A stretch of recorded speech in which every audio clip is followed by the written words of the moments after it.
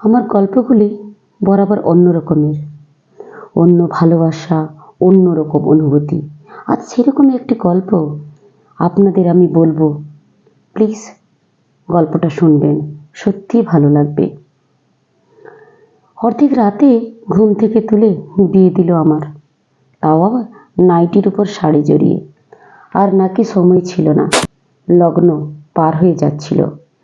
সকালবেলা বাবার জন্য রান্না করে কলেজে যাব ভেবে রাতে শুয়েছিলাম। 2টোর সময় আমাদের এক প্রতিবেশী ঠেলে তুলে হেসে বলল, মানা তাড়াতাড়ি ওঠ, আর ঘুমোতে হবে না, তোর বিয়ে। সেই রাতেই আমার বিয়ে হলো মালদার গাজলে। পাত্র বিএসসিএস গ্রেড ডিতে অফিসার। যাকে সে আমাদের গ্রামে বিয়ে করতে এসেছিল, সে তার মনের মানুষের সঙ্গে শেষ বেলায় নাকি পালিয়েছে। আড়ংঘাটা থেকে গাজল 7 ঘন্টার জার্নি। পথে সে আমার সঙ্গে একটিও কথা বলেনি, আমিও না। শুধু 2বার থাকতে না পেরে বলেছি ওয়াশরুম যাব। বরের নামটা পর্যন্ত জানি না, জানার চেষ্টা করিনি। এখনো কেমন যেন ঘোরের মধ্যেই আছি, যেন স্বপ্নের মধ্যে ভেসে বেড়াচ্ছি। কিছুই বিশ্বাস হচ্ছে না। লোকটা এতটাই সুন্দর, হ্যান্ডসাম, বারে বারে মনে হচ্ছিল গালটা টিপে দিই। ঠোঁট দুটো যেন জড়ালো কমলা লেবুর কোয়া, লাল টকটকে। যাকে বিয়ে করবে বলে বেচারা সেজে গুজে এসেছিল, স্বপ্ন দেখেছিল, মোবাইলে ঘন্টার পর ঘন্টা গল্প করেছিল, তাকে না পেয়ে সদ্য বিবাহিত পুরুষটি কেমন যেন দিশেহারা। এমনটাই হবারই কথা, যে কোনো ছেলেরই হতো। কেন জানি না, মাঝে মাঝে আমার মায়া হতে লাগলো। আহারে, কাকে বিয়ে করতে গিয়ে কাকে বিয়ে করে মনমরা হয়ে ফিরছে। কদুবাড়ি মোড়ে এসে বর যেন আমার গা ছাড়া দিয়ে উঠল। সারা রঙের ইনভো গাড়িটা রাস্তার একপাশে দাঁড় করিয়ে একটি ছেলেকে ডেকে রঙ্গ করে বলল, তুষার, বউটি কিন্তু ভারী সুন্দর, ঘন্টাখানেক ওয়েট করছি, ওকে সঙ্গে নিয়ে যা, বিউটি পার্লার থেকে সাজিয়ে দিয়ে যাবি। পেছনের গাড়িতে বোন আছে, ওকেও নিয়ে যা। ম্যাজিকের মতো কাজ হলো দেখলাম। 8-10 জন লোক ঘিরে ধরে আমাকে নিয়ে গেল বিউটি পার্লারে। আমাদের ফিরতে আধ ঘন্টা লেট হলো। ননদটি আমার ভারী সুন্দরী এবং মিষ্টি। কি সুন্দর কথা বলে, কি অমায়িক ব্যবহার। সে খুঁটিয়ে খুঁটিয়ে সমস্ত দেখে শুনে তারপর পার্লার থেকে বের করলো। ফিরে দেখি বরটি সেভাবেই বসে আছে। বোনকে দেখে প্রায় চিৎকার করে বলল, কাকে আনলি রে তুবড়ি, এ তো স্বর্গের অপ্সরী। এই কমপ্লিমেন্ট যে আমার কি ভালো লাগলো বলে বোঝাতে পারবো না। তুবড়ি দাদার কথায় কান না দিয়ে শুধু বলল, তাড়াতাড়ি চ, খিদে পেয়েছে। লুকিং গ্লাসে আমাকে দেখে আমিও চমকে উঠলাম। সত্যি সত্যি এবার বউ বউ লাগছে। এক ঝটকায় যেন অনেকটা বড় হয়ে গেছি আমি। এখান থেকে গাজল অনেকটা।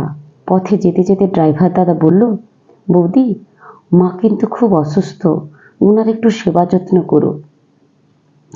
বুঝলাম ড্রাইভার পর্যন্ত বাড়ির মালকিনকে মা বলে ডাকে।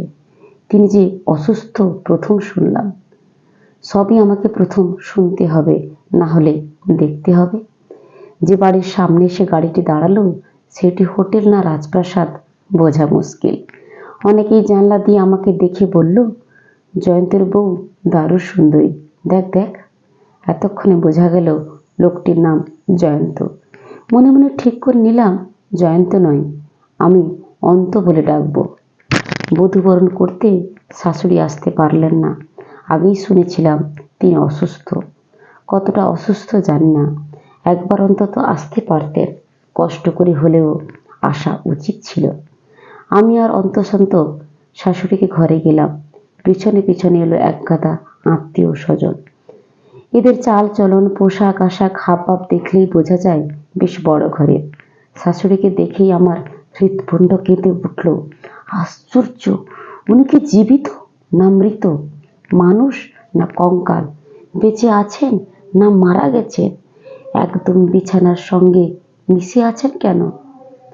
সাদা পোশাকের নার্স দূর থেকে নমস্কার করতে বললেন।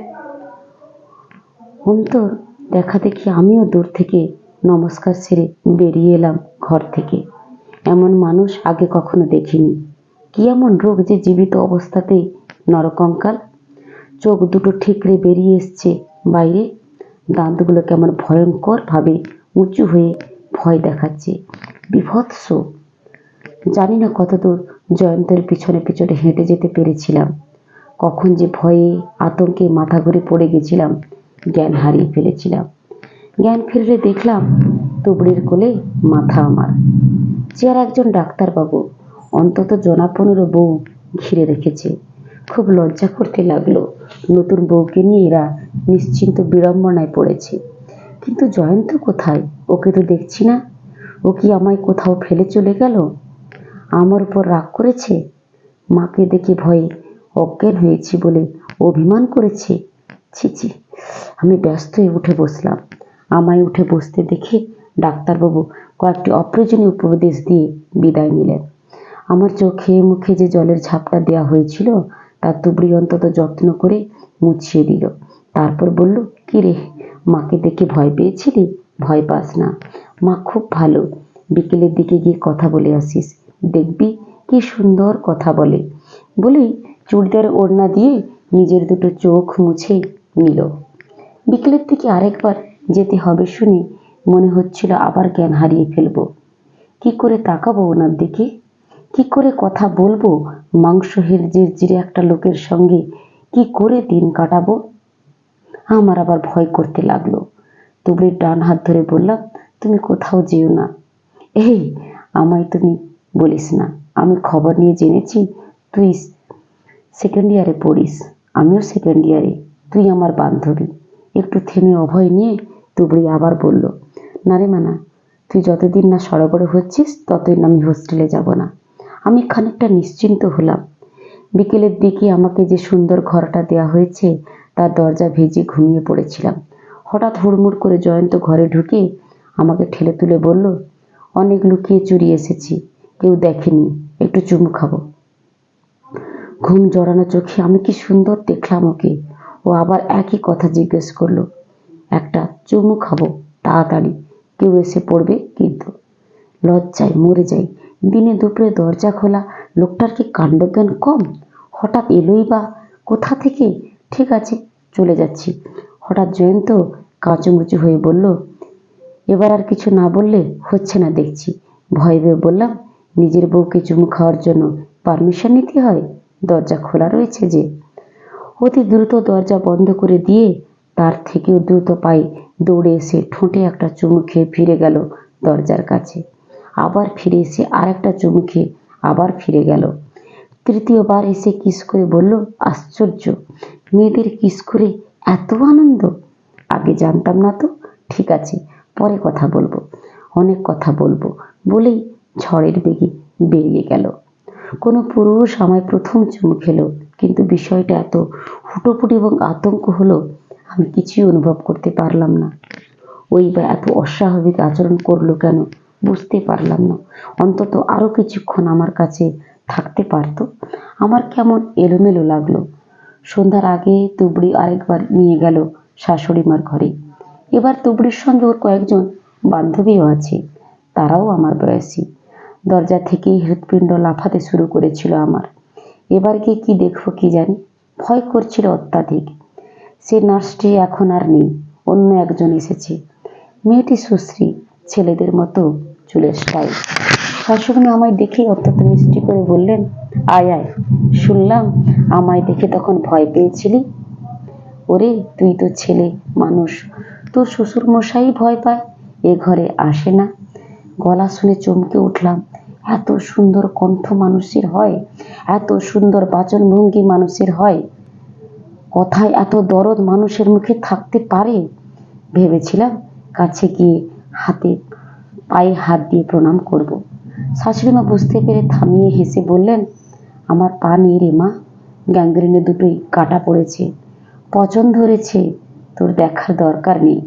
একটু থেমে তারপর আবার হেসে বললেন, আমার একটি কথা রাখবি মা? তোকে দেখে আমার খুব ভালো লেগেছে, তোকে বলা যায়। ওনার কথায় অন্তরটা ভিজে গেছিল আমার, চোখে জল এসে গেছিল।